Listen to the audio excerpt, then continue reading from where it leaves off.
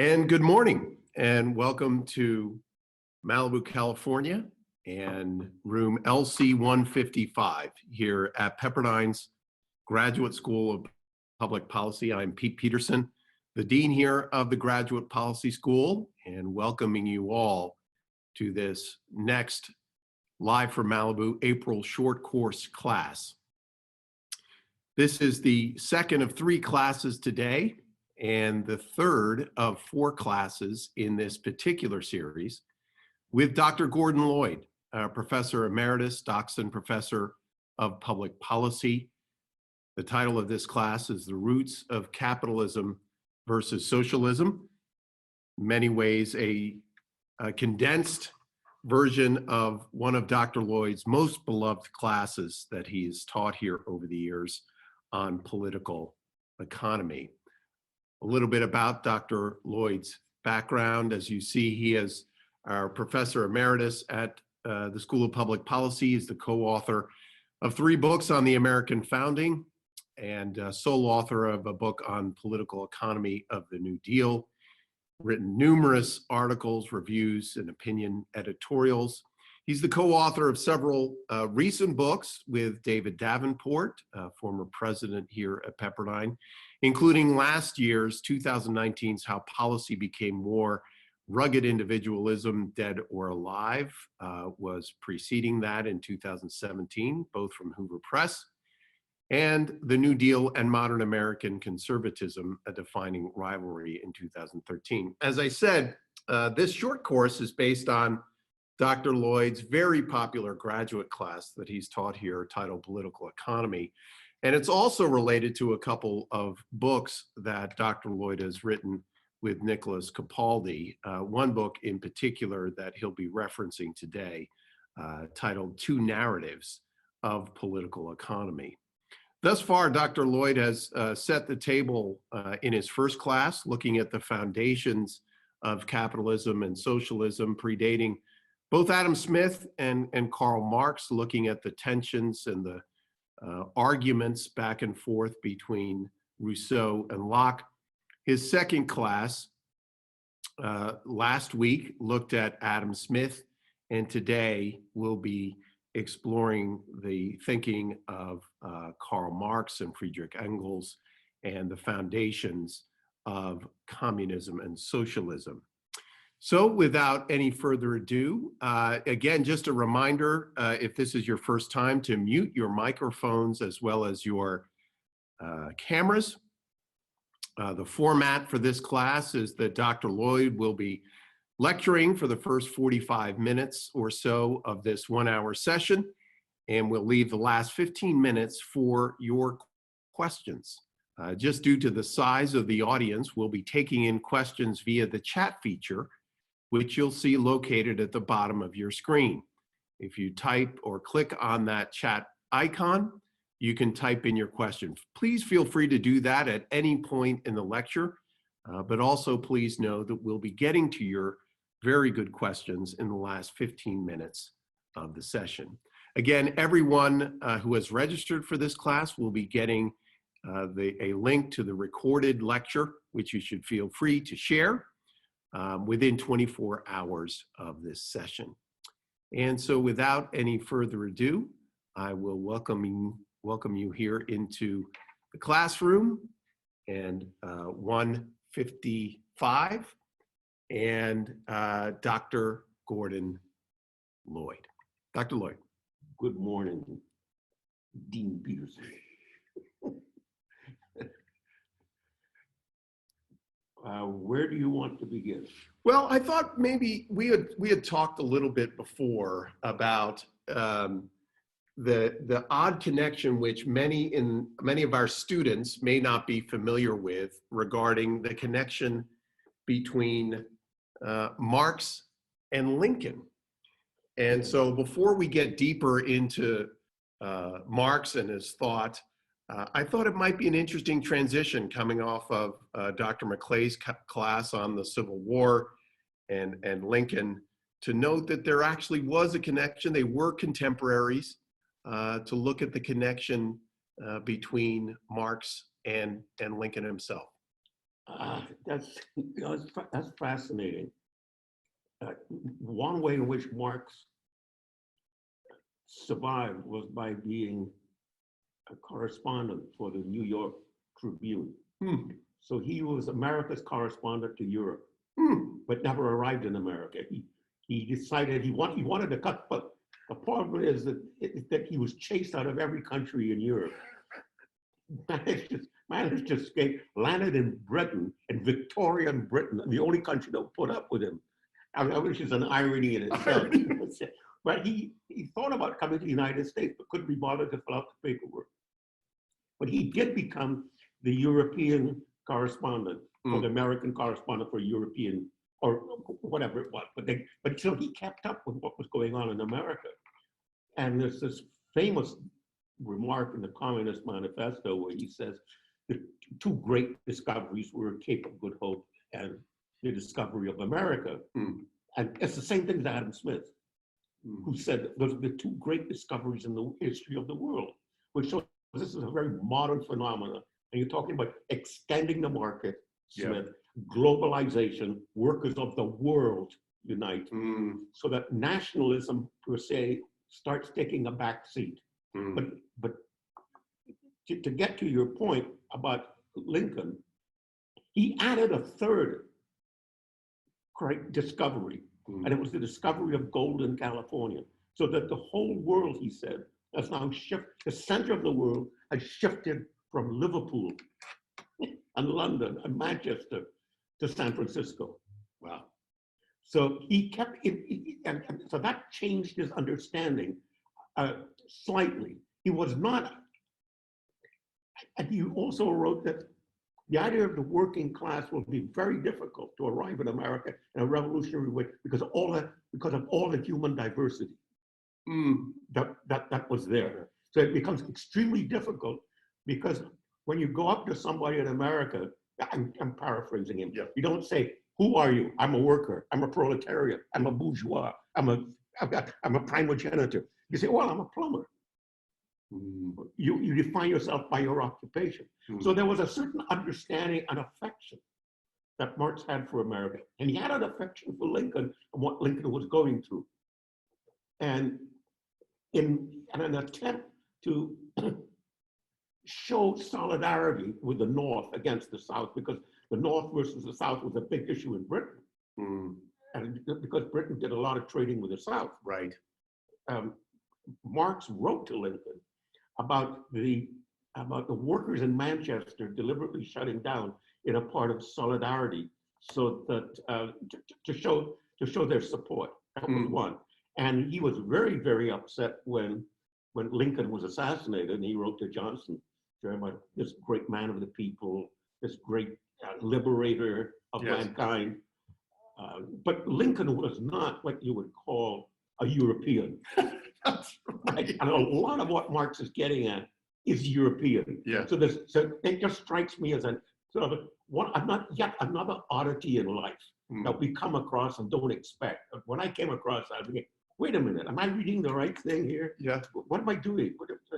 So it's anyway, that would be he had admiration for Lincoln and the struggle. Yeah. And he had no support for the Southern form of slavery, because it matched, in his mind, the kind of slavery that was occurring through serfdom and other forms of conditions of the working class and et cetera in Britain. So there was a certain solidarity over serfdom. Yes. Yeah. And certain And the solidarity. South was more of a serf style. Like Lincoln, he didn't think that two diametrically opposed forms of society could live together. Yes. Right. Well, as Lincoln said, a house divided cannot stand. Right. And Marx would expand it, a world divided against itself cannot stand. And I think that would be the difference between Lincoln and Marx. Lincoln was a statesman for America. He was an American. Yes. That's what I mean. Marx looked upon it as much more as a global problem, and America fit into this global picture as a growing phenomenon. Yeah. Yeah. Very good. Very good. Well, that's just a brief digression. I appreciate you going there with me, Dr. Lloyd. Let's return then. Obviously, we've already set the table by saying that Marx was already someone that wasn't welcome in much of the world. So what did he do? How did he become this pariah that was only welcomed in the most unlikely place, Victorian England? How did he get? Where did it begin? Well, let's begin at the end. Okay.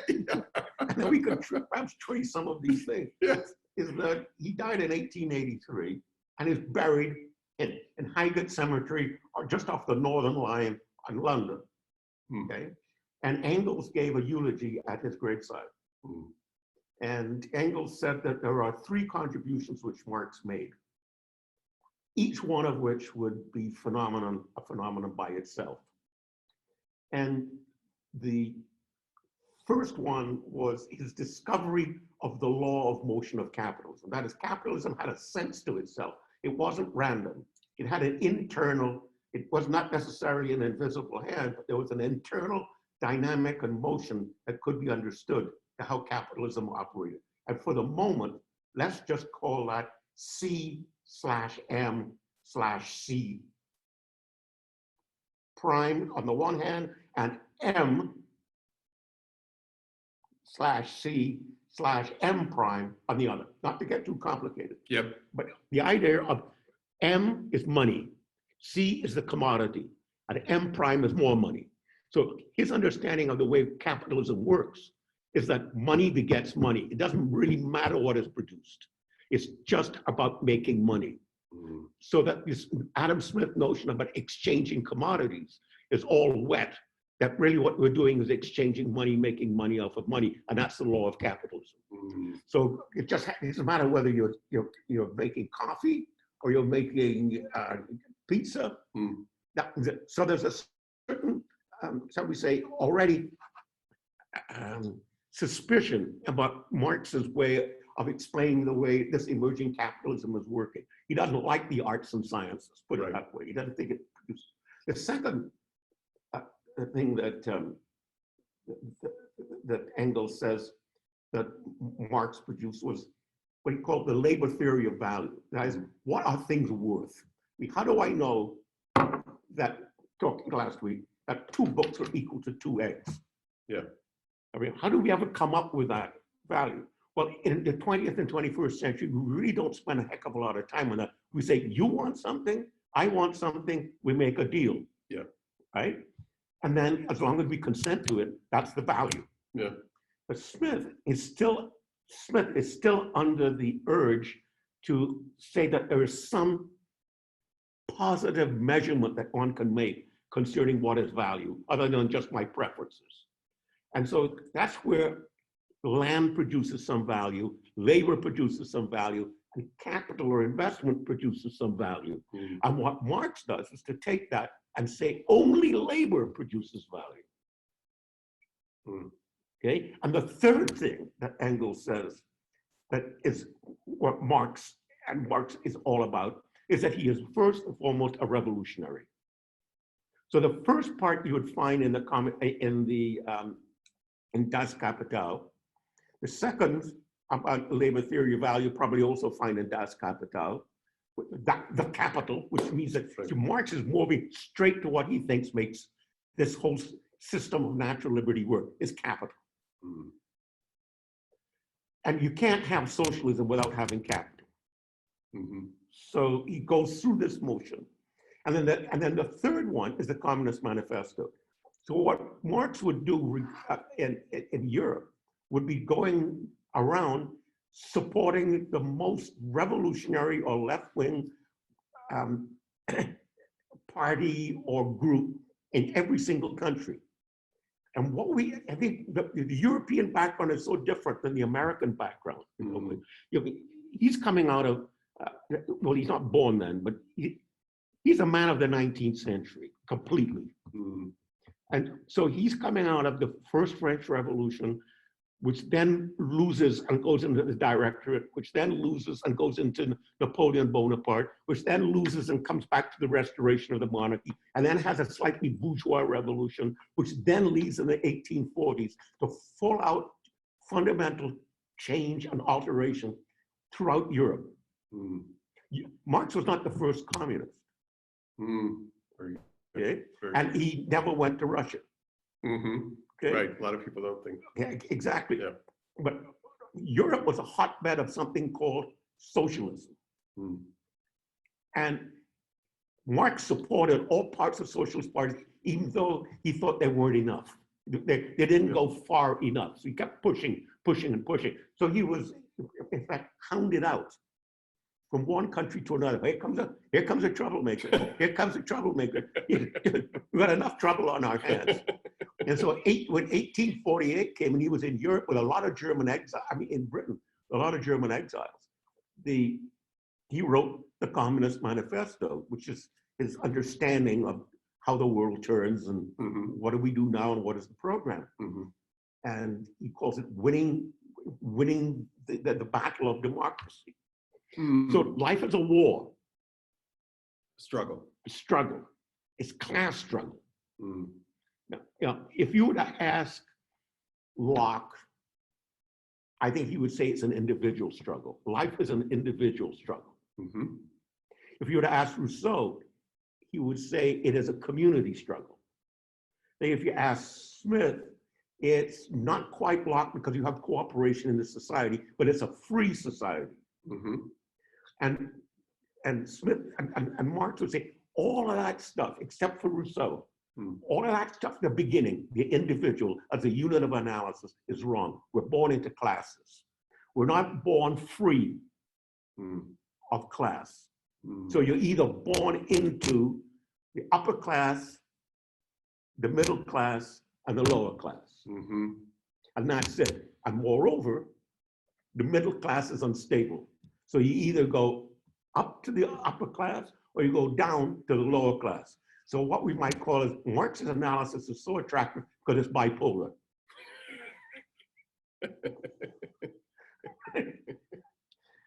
So he's hounded out because, not only because of Marx himself being a revolutionary, as Engels says, but the whole of Europe was undergoing revolutionary change. And so 1848, whereas in America, women were having a conference at Seneca Falls in 1848 to include women in the Declaration of Independence. In Europe, Europe was ablaze with flames. Rome was burning, Berlin was burning, Paris was burning. And this is the sort of the context for Les Miserables. You know, I mean, we think of the French Revolution of 1776, but 1848 was even worse. It was all Europe. 1776, you're getting rid of the monarchy and aristocracy, reducing the clergy. In 1848, you're going after the bourgeoisie, this rising class of people whom you think are now the new monarchs, the new aristocrats, who are now going to control things. And is it possible to create, quote, a democratic republic? And so it's Tocqueville looking at America. Yeah, right. Right? I mean, Marx is winking at America. Yeah. There's this strange place over there. Yeah. It's got a lot of Europeans who have become American. That's right. Well, we're no longer European. That's right. That's right. Yeah. And so there's this fascinating thing. So I want to put that it's not just how naughty Marx was himself, but the whole era produced people.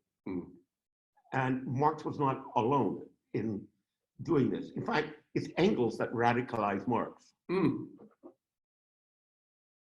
So tell us then a little bit about that relationship then. Obviously, Engels, as you just said, spoke at his graveside. And you attribute Engels' influence. I think most people focus on Marx and Communist Manifesto, but there was a relationship there. Very, very much so. The Communist Manifesto was written by both Marx and Engels. In ways that Smith and the others who we've been looking at are certainly influenced by their time and others in their own communities, but this is a closer relationship in forming this. Yeah, and in fact, what is your question? What is the relationship between Marx and Engels? Has been a dominant theme in Marxist scholarship since the 1950s. Mm.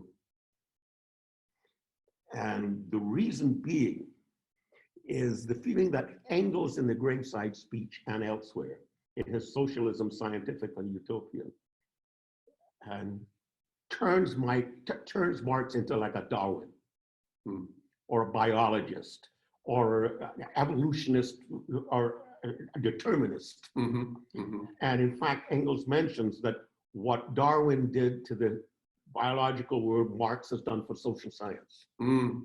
So that there are a number of scholars who see that as great. Marx is a scientist over against Smith's invisible hand. Right. But there are others in this scholarship who look upon what Engels did to Marx was to lower him to the level of determinism, took away the thinking Marx and produced a deterministic Marx. And that raises the question, where does Hegel fit in? Very good. And when Marx starts his writing, which he started without meeting Engels, Hegel is all there.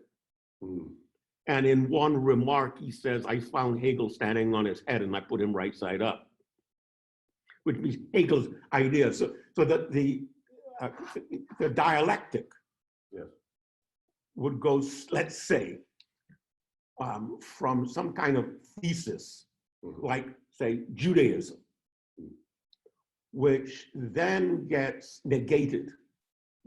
Let's say, I'm making it simple, but say, by Catholicism.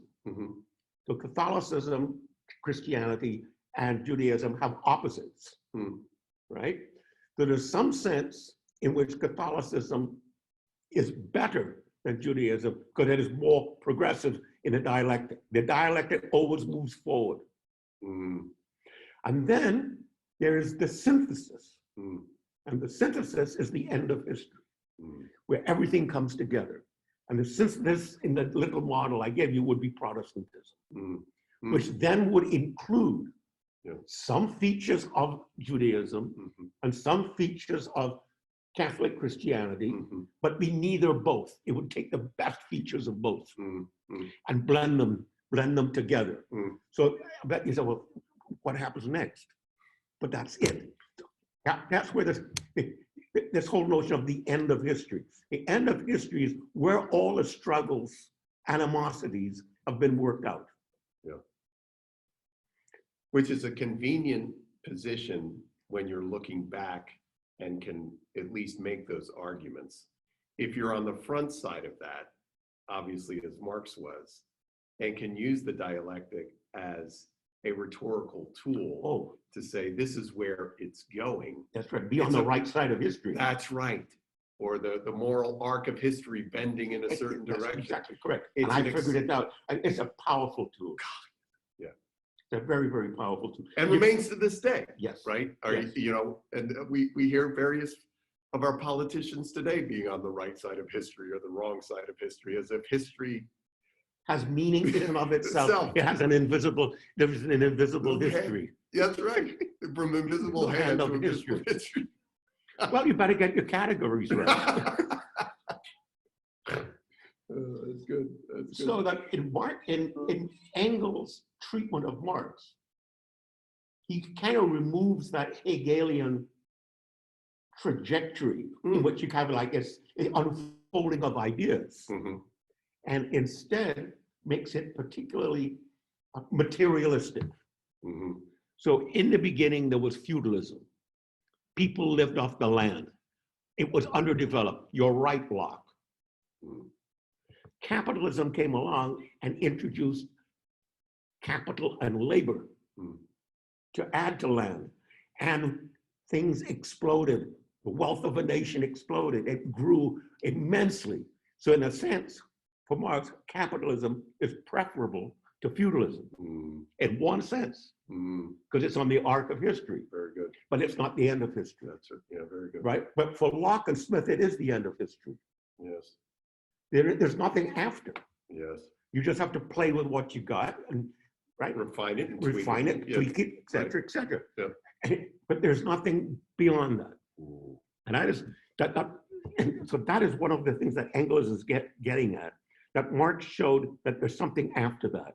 And what's after that is called socialism, but there's a whole variety of socialisms. So that you cannot have socialism without capitalism, you cannot have capitalism without feudalism. I mean, that's the basic model.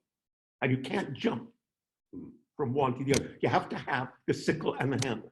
Yes. And the challenge for Russia and China was moving from the sickle to socialism. Yeah. But it's the hammer that matters. Yeah. Well, so to be brief there, Engels, the claim is in the 1950s and beyond that Engels has made Marx much too simple and unattractive and too deterministic. He's forgotten about Hegel.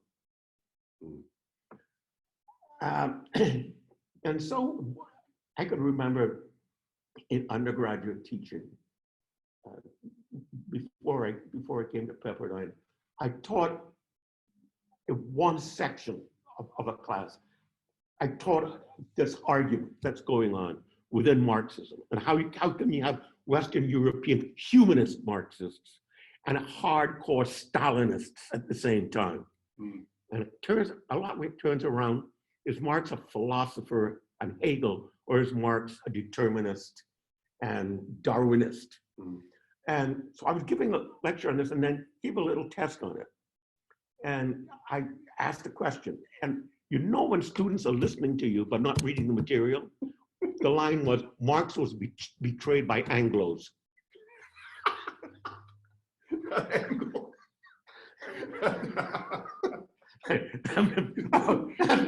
would remember that as one of my great sort of teaching stories, and I had forgotten until today. Anglo, I mean, you know. I'm an immigrant, I have a bad accent. Oh my goodness. Go ahead. Although, go ahead. That could be said, right?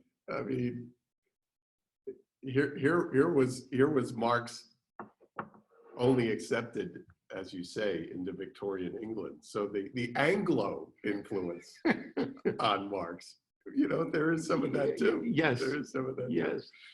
Yeah. Now, so that basically, this MC M prime is the model that Engels and Marx work out. Marx by himself in Das Kapital. But how much Marx owes to Darwin, how much Marx owes to Engels is still alive in Marxist literature. And Marx is taught extensively in Europe still.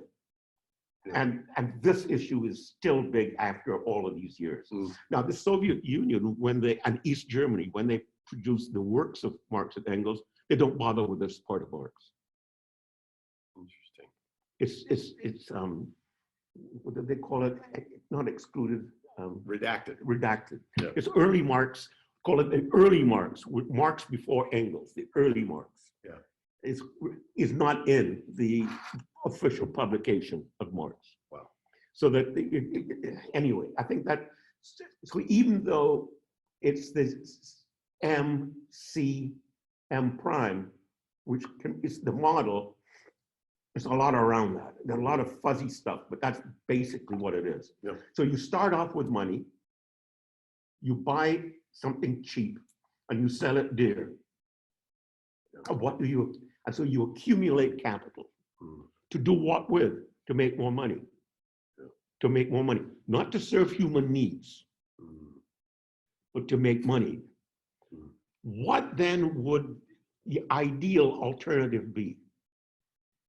It would be where money becomes simply a medium of exchange, where I have a commodity, you have a commodity, and we exchange it, one for the other, and money helps in that exchange. It's almost like a sort of an Adam Smith, John Locke, but Marx is saying a new class of people have come up, and they're not really exchangers. They're money makers. So once again, just like the real old times before Locke and Smith, money, the whole status of the worth of the ethics of making money is now under attack again. So however we want to say that Marx is a scientist or Darwinian, there is a moral charge against making money off of money. And that's where the link is to Rousseau. I've been thinking about that gentleman or person's question. How can you say that Marx owes much to Rousseau when Rousseau's name doesn't appear? Yeah. And I think it's a very legitimate question. Yeah. But I think the idea would be, I'm using Rousseau as a model of the case against the useful arts and sciences. And what the arts and science, instead of increasing the wealth of the nation, increases the misery of the nation. So Marx is going to be much more interested in what kind of misery is produced by capitalism. And as I say, in that one page of Adam Smith, where Smith admits that the division of labor be hard on the individual and turn the individual into a rather narrow person. But as I said, that's a point of departure then for Marx. That's the point of departure. It's not something that is a trade-off. Yes.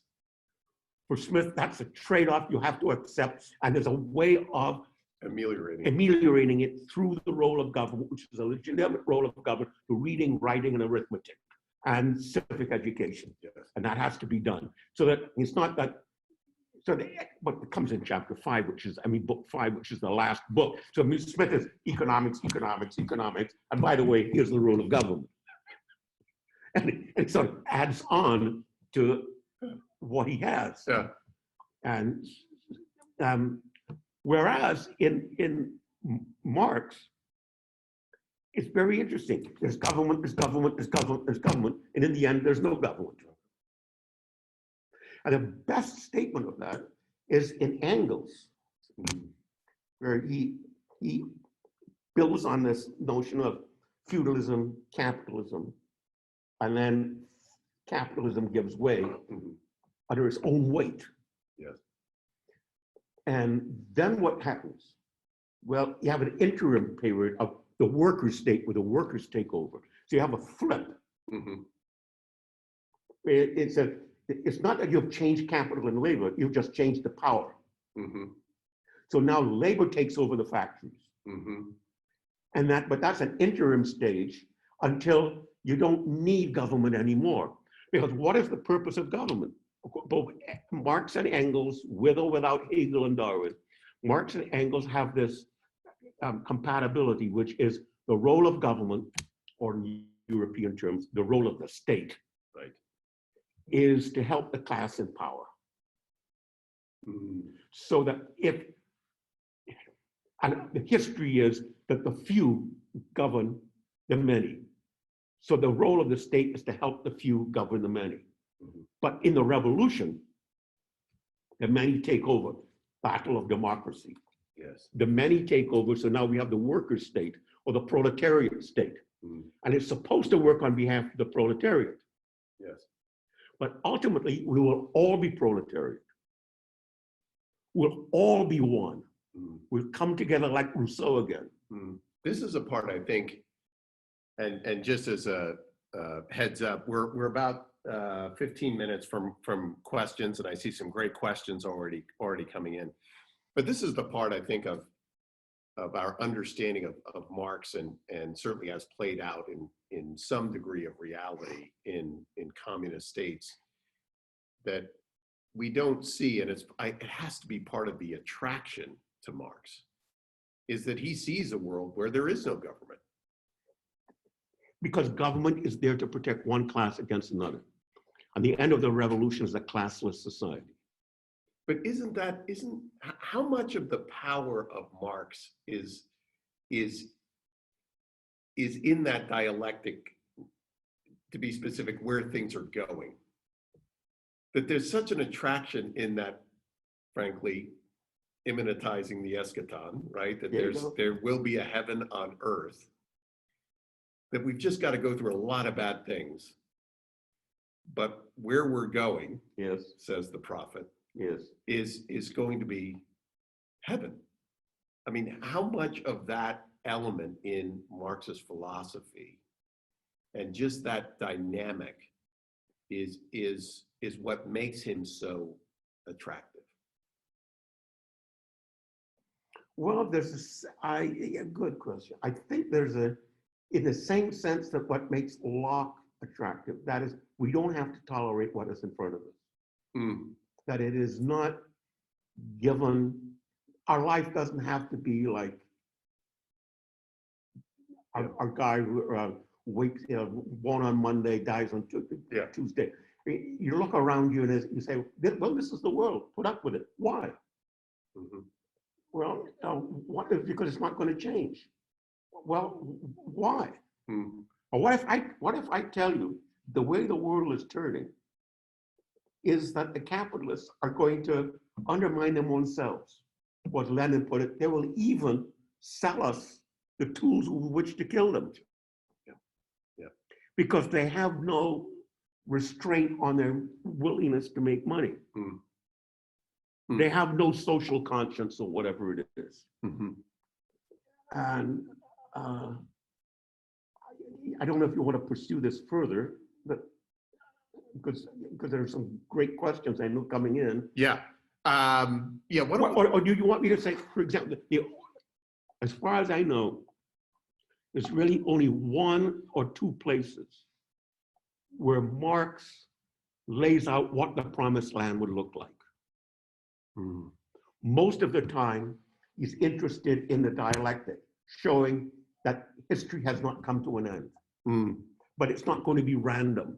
We can understand history, which means I'm the finest person to come along in the world because I understand history, and the rest. And fortunately, I'm friendly with the working class, Mm-hmm. so the working class have one of their own. And he could say, well, when the workers take over, won't we still have the class system, and those in power will rule over those who are out of power? And Marx will say, that's a bourgeois concept. We're all proletariat. Why would a proletariat want to hurt a proletariat? And the answer, of course, is because power corrupts. Power has a way of taking your bourgeoisness, your proletarianness, and turning it into something else. Which goes actually to one of the questions is regarding why was he so far off in his estimation? And it really gets down to a basic, I don't even know if we call it misunderstanding, but at least a not giving credit to human nature. All right, two things, I think. First of all, I might just want to keep it to one because there are many questions. Yeah.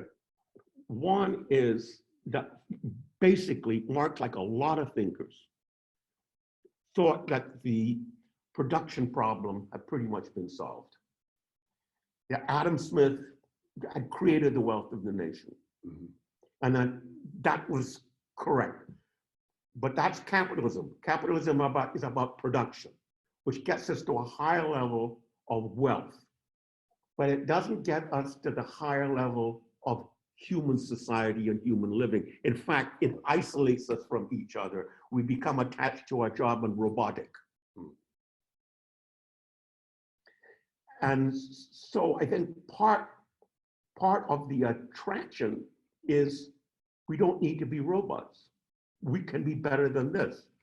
Part of the defect of Marx is that he thought the production problem had been solved, that human nature wants more. Just because I now have bread, butter, beer, and beef doesn't mean to say I don't want baubles, bangles, and beads. Right? Mm-hmm. So now it becomes, again, it's this strange sumptuary laws, kind of, I don't know whether it's Protestantism, whatever it is. There's a certain kind of ethical, thou shalt not bauble, bangle, and bead. And your response from somebody like Smith is, listen, if it weren't for people with a human nature wanting baubles, bangles, and beads, you won't get your beef, bread, and beer because you're working for them. So there's that understanding that there's a trickle-down effect. And you don't solve the production problem. The only way to solve poverty is to keep up. And one of the prices you pay is the division of labor. Another price is that people become interested in bulbous mangoes and bees and yachts. Yes. Very good. So is that something we tolerate, Yeah. moderate? And I think the difference between Marx, the revolutionary socialist communist, Mhm. and the other socialists is that the other socialists are willing to moderate, modify capitalism. So you get, for example, Fabianism, Mhm. which starts off, you get a collective, like you say, look at all those poor children. Why don't we create a cooperative and support, get money and get a private school, a nonprofit institution? And so, do we need a full-fledged revolution? Mm. We admit that children are this and children are that, and the peasants on the road and they're stealing. But is there something that we could do about it? And I think that's another aspect of where religion comes in, helping others, Yes. being kind of, without having to be revolutionary. Yes. And so Marx is incredibly critical of what he calls feudal socialism, Fabian socialism, Proudhon socialism, all of these folks who won't go the full distance. Yep. Yep.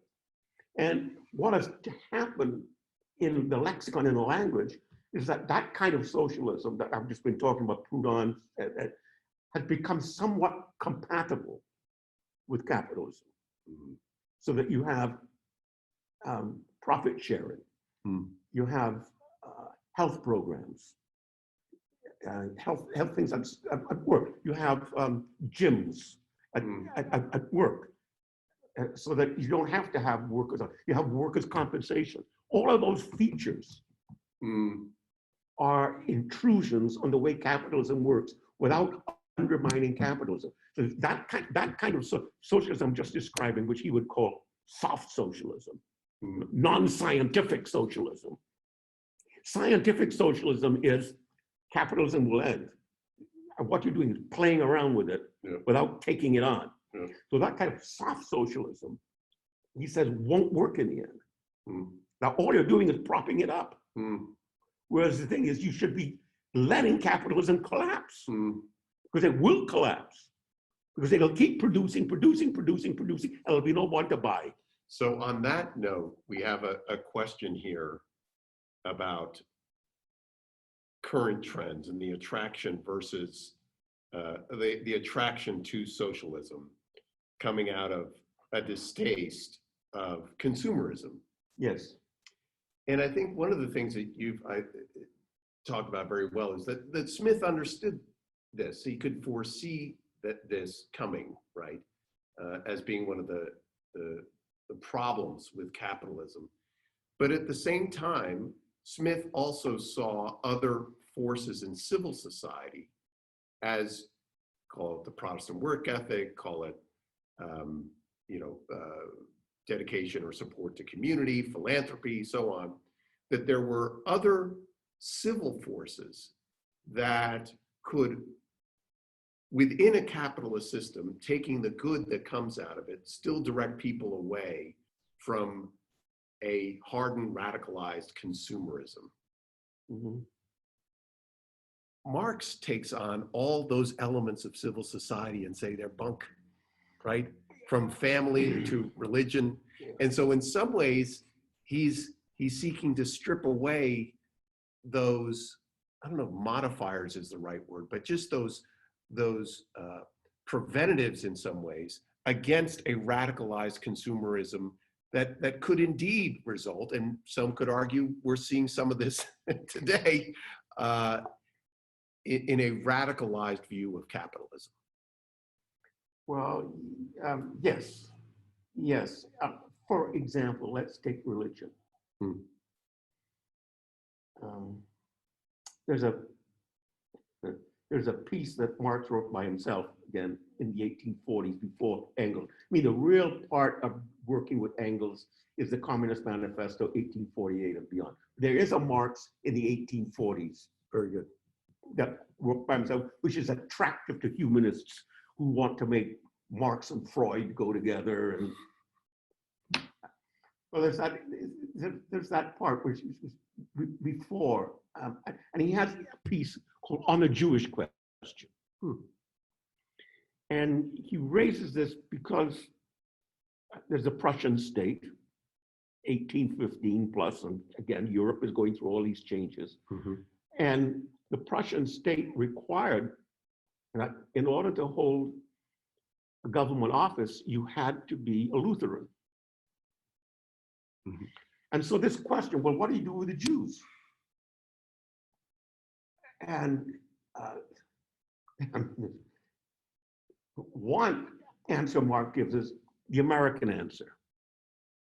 That is the Jeffersonian answer. That is, make it not matter. No religious test. No religious test. Religion is a private thing. And you just let one religion compete against another, and you pick and you choose, not part of consent. And it's, you go shopping for the religion that suits you, and you pick and choose. Marx is a bit too serious for that.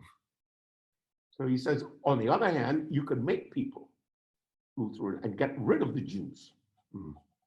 He didn't talk like that. I'm just saying, you say convert. All right. And that happened, by the way, to Marx's father. Marx's father's name was Mordecai, and he was a rabbi. And he was in the Lutheran and was said, you either convert or you're out of here. And so he changed his name to Marx. And so there's a long rabbinical Jewish tradition. And so what do you do with Jews? And that's been a long time. And it's a horrible way of, all right. Well, Marx's answer is you do away with religion. So you don't have to have the Jewish question. You just get rid of religion altogether. Don't ask the question. Don't ask the question. Religion doesn't matter. Don't ask what your religion is. Not therefore go off and be whoever you want to be an American, but you become something different. You become a non-religious member of society. So what do you become? So something else has to replace it. Yes. And it becomes like Rousseau, the community. And that's where the communism. Ism means doctrine. Commune means the community. Socialism is doctrine of society. So socialism is introduced as, well, what about society? You're going to double take the hindmost, you rugged individual, you're taking everything from the West. What about society? What about, do you think you can do everything you want to do? What about us? And so we're going to fight back, particularly if we get the vote. If we get the vote, we'll regulate you. We don't want you to go away. You're too much of the goose that lays the golden egg. But I think there's a lot in socialism that's even soft socialism, but certainly in hard socialism with Marx, which is communism. It's that the production problems have been solved. We're creating things we don't need to create. We make things that we don't need to make. Why do we need 10 kinds of beer? Why do we need 10 kinds of beer? That's it. Exactly. So couldn't we do more? Couldn't we do a better distribution of what we have? Couldn't we do away with poverty? Let's talk about the poverty of nations. Very good. So I think there's that effort, and there's gradations, right? Between sort of a soft socialist who wants you to behave nicely, and we may shame you behaving nicely, to this hardcore revolutionary who won't tolerate even an inch of moving, who does not think the democratic process will work. Now this is exactly where I was going.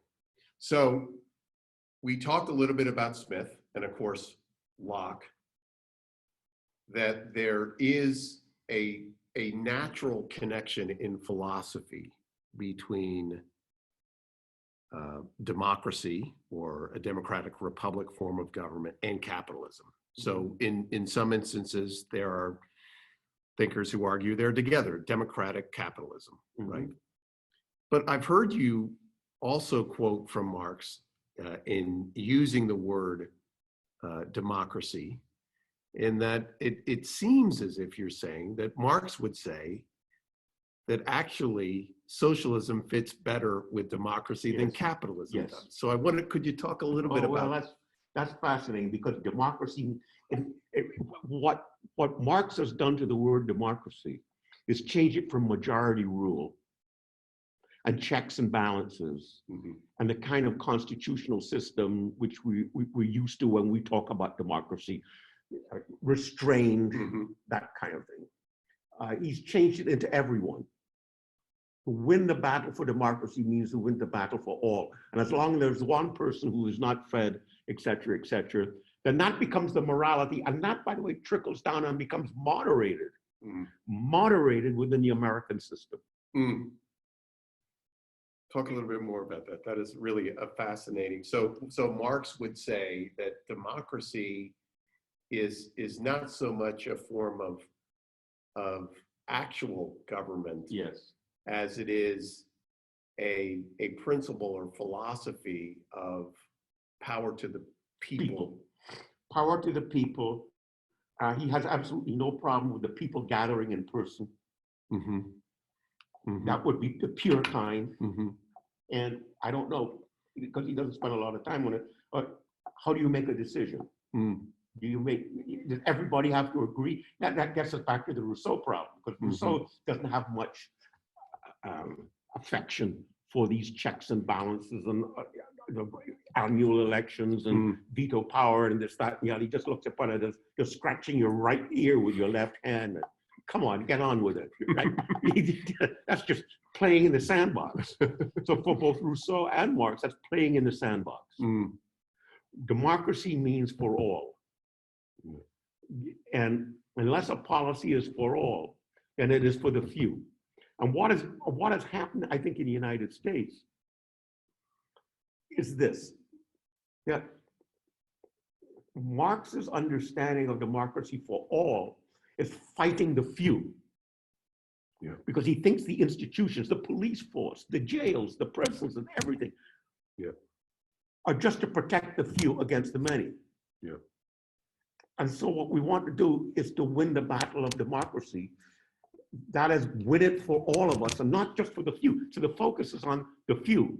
I think what has happened within the American context, really softening that premise, but at the same time enlarging it, is you could take the New Deal, the Great Society program is all based on everyone. Or George Bush, no child left behind. Not even one child. And that understanding of democracy, less mechanistic understanding, less institutional understanding, and a more ethical understanding. Very good. Is, I think, but you can say George Bush and his one, no child left behind. That doesn't make him a Marxist. Right. No, I mean, I don't want to be misinterpreted. Right. You're asking me this sort of framework. Yeah. Tocqueville, in fact, in one part talks about democracy as if it is majority rule, and then another says he's talking about equality. Yeah.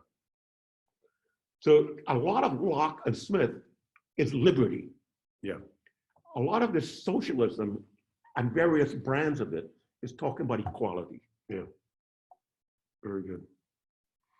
We're in our last 5 or 10 minutes here, and one question has come in that I think really we have to take on here, which is, and we referenced it before, but just the different, we've been exploring Marx today. We looked at Smith. Prior to that, it was Locke and Rousseau. The fundamental or foundational battle seems to be on the understanding of human nature. And does Marx take into account, or does he believe, that in the eschaton, in the final time that he sees, when we're all proletariats, that somehow our human nature has changed? Or is he seeing this as, if we were to look at the influences on our natures as being both nature and nurture, that the focus is so much on the nurture side that if we can just strip away all of these religious obligations and cultural obligations and all these other types of things, we will get back. How close is that returning to a noble savage? You see, that is very, very good. And I played with that for a long time. But Marx's ideal person at the end is not the noble savage. Okay. I'll tell you what it is. Mhm. Remember when we did Smith, and Smith's remark was, in a civilized society, in order to farm, you have to be a farmer. Hmm. You have to be that is division of labor, specialization. Right. You can't have jack of all trades. Right. Well, if Marx takes up Smith's downside of a John of this trade, Mhm. Mhm. and said, look what can happen to John and Jane, said, what is the ideal for Marx? He does mention it in the German ideology. And it's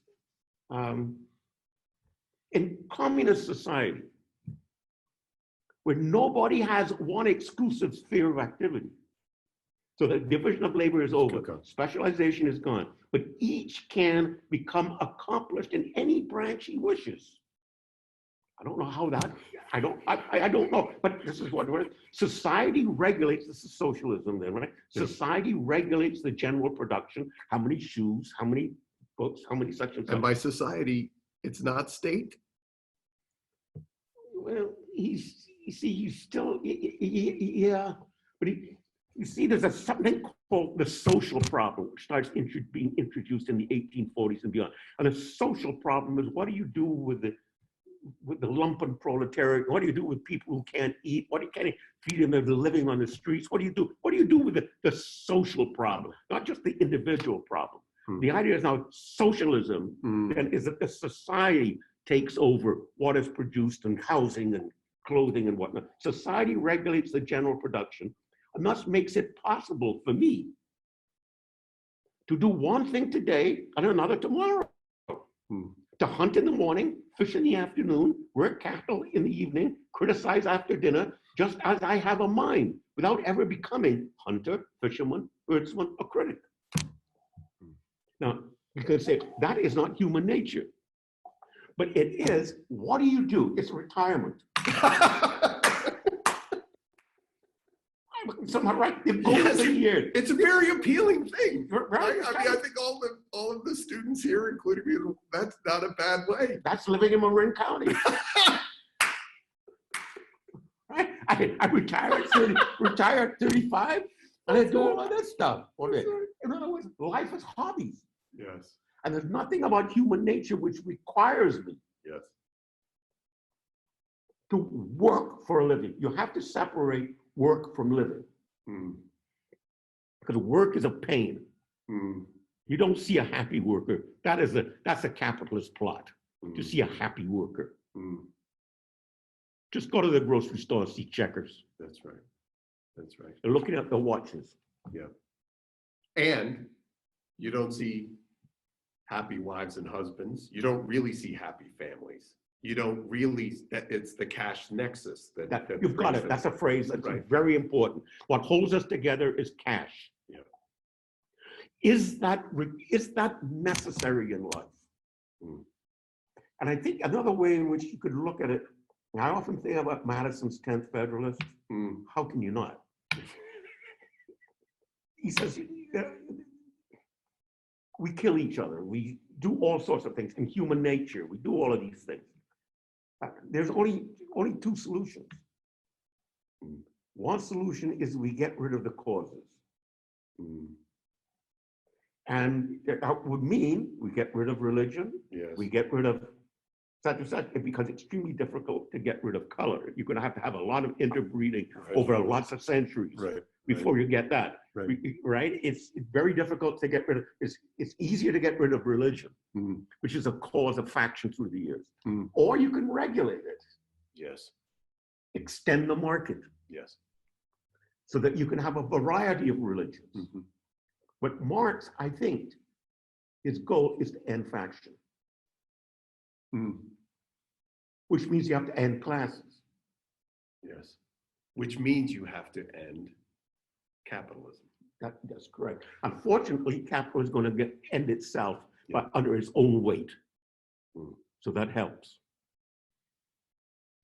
Well, This has been another wonderful lecture and conversation, Dr. Lloyd. We're up against our time. As we look towards our last class next Friday here, tell us a little bit about where we're heading. Well, I have to work that out. No, it's a journey. Well, you got to do the fishing in the morning. That's right. And then, in between, Raise cattle in the raising afternoon. cattle in the afternoon. What